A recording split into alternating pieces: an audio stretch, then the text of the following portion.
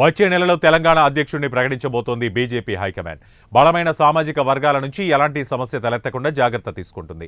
ఈ క్రమంలో కులాలకు ప్రాధాన్యత ఇచ్చినట్లు కనిపిస్తోంది. ఇందులో భాగంగానే తెలంగాణలో బలమైన రెడ్డి సామాజిక వర్గంపై కన్నేసింది. తెలంగాణపై బీజేపీ హైకమాండ్ ఫోకస్ చేసింది. నెక్స్ట్ అసెంబ్లీ ఎన్నికల్లో సత్తా చాటాలని భావిస్తోంది. ఇందులో భాగంగా అగ్రకులాలపై కన్నేసింది. తెలంగాణలో ఏ పార్టీ అధికారంలోకి రావాలన్నా రెడ్డి సామాజిక వర్గానికి అధిక ప్రాధాన్యత ఇవ్వాల్సిందేనని, లేకుంటే కష్టమన్నది బీజేపీ పెద్దలకు క్లియర్గా అర్థమైంది. ఈ క్రమంలో ఆ వర్గానికి కేంద్రంలో ప్రాధాన్యత ఇస్తూ వస్తోంది. ఇప్పటికే సీనియర్ నేత కిషన్ రెడ్డిని మోదీ తన మంత్రివర్గంలోకి తీసుకున్నారు. వెనకబడిన వర్గాలకు చెందిన బండి సంజయ్కు సైతం మంత్రివర్గంలో స్థానం కల్పించారు. ఇక చేవెళ్ల ఎంపీగా గెలిచిన ఎంపీ కొండా విశ్వేశ్వరరెడ్డికి బీజేపీ హైకమాండ్ కీలక బాధ్యతలు అప్పగించింది. లోక్సభలో ఆ పార్టీ విప్గా నియమించింది.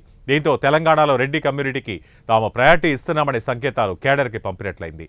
తెలంగాణ అధ్యక్ష రేసులో ఈటెల రాజేందర్ ఉన్నారు. కొండాకు విప్ పదవి ఇవ్వడంతో ఈటెలకు దాదాపు లైన్ క్లియర్ అయింది. ఆ పార్టీ నుంచి ఓ ఫీలర్ బయటకు వచ్చింది. రేపమాపో ఈటెలను తెలంగాణ బీజేపీ అధ్యక్షుడిగా నియమించడం ఖాయమనే చర్చ అప్పుడే ఆ పార్టీలో మొదలైంది. ఇంతవరకు బాగానే ఉన్న ఎస్టీ ఎస్సీల మాటేంటన్నది అసలు ప్రశ్న. వీరికి ఛాన్స్ ఇవ్వకుంటే కష్టమన్నది ఆ పార్టీలో కొందరు నేతలు చర్చించుకుంటున్నారు. మొత్తానికి వచ్చే అసెంబ్లీ ఎన్నికల నాటికి ఎప్పటి నుంచి బీజేపీ రూట్ క్లియర్ చేస్తున్నట్లు కనిపిస్తోంది.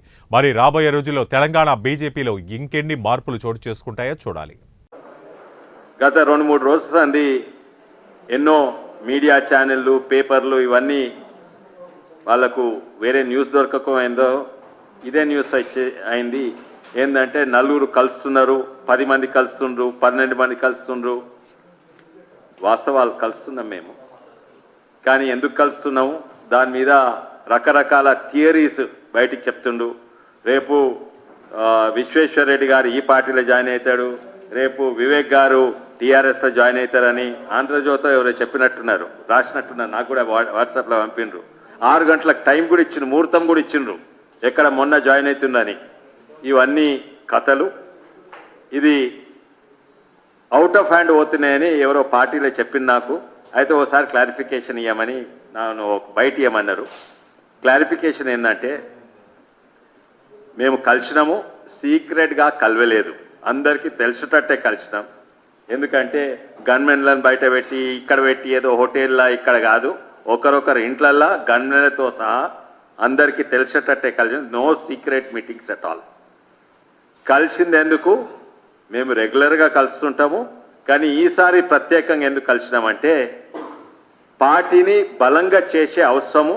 ఎలక్షన్ దగ్గర వస్తున్నాయి, పార్టీని బలంగా చేయాలి.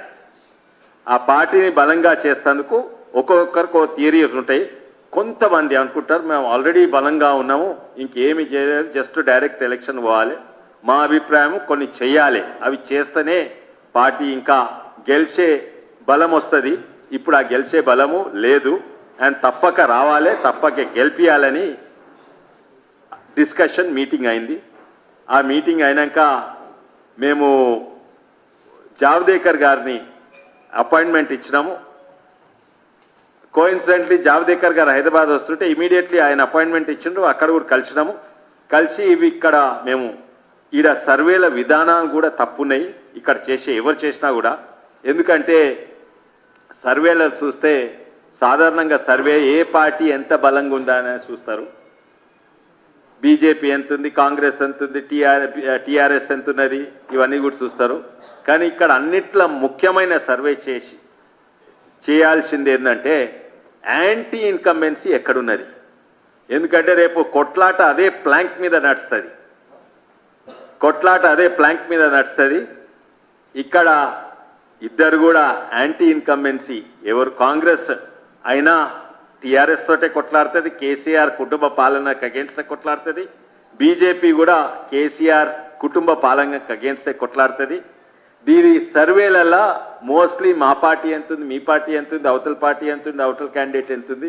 దీని మీద ఈ యాంటీ ఇన్కంబెన్సీ వల్ల ఎవరు, ఉస్మానియా స్టూడెంట్సా, హోమ్ గార్డ్సా, లేకుంటే నర్సెసా, లేకుంటే చదువుకున్నోళ్ళా, ఇవన్నీ కూడా మేము సర్వేలు చేసుకున్నాము. నేను సర్వే చేసుకున్నా, వివేక్ గారు వాళ్ళకి V6 మీడియానే ఉంది, వివేక్ గారు వీళ్ళందరూ మేము సర్వేలు కంపేర్ చేసినాము. అయితే తప్పక కొన్ని జాగాలో మేము పనిచేసే అవసరం ఉంది. అది నేను అనుకుంటున్నా. సర్వేలు చూస్తే అన్నిట్లా గెలిచే పార్టీ అంటే యాంటీ ఇన్కంబెన్సీ పార్టీ 65% కంటే ఎక్కువ ఉంది ఈ కుటుంబ పాలన బొందబెట్టాలని. కానీ అది మనం మంచిగా ఉపయోగించుకుంటున్నామా, అది ఇంకెవరైనా మంచిగా ఉపయోగిస్తున్నా, ఇవన్నీ కూడా మీది వరకు వివరంగా తెలవాలి. కేవలం పోయి పంచే అంటే ప్లానింగ్ తోటి పనిచేయాలని ఇది ముఖ్య అంశాలు మీటింగ్లది. అయితే మాకు అక్కడ కూడా అడిగినాము, అమిత్ షా గారు కూడా కలుస్తా అన్నారు, ఎప్పుడు కలుస్తారో తెలియదు. మీటింగ్ ముఖ్య అంశం. ఇంకోటి, నా మీద గిట్ట ఎవరైనా రాస్తే అవి తప్పులు అని చెప్పండి. నేను ఎటు పోయేటం లేదు, ఇక్కడనే ఉంటున్నాను, అదైతే ఖచ్చితంగా ఉంటున్నాను. ఇది క్లారిఫికేషన్. ఐ హోప్ మంచి క్లియర్గా ఉంది.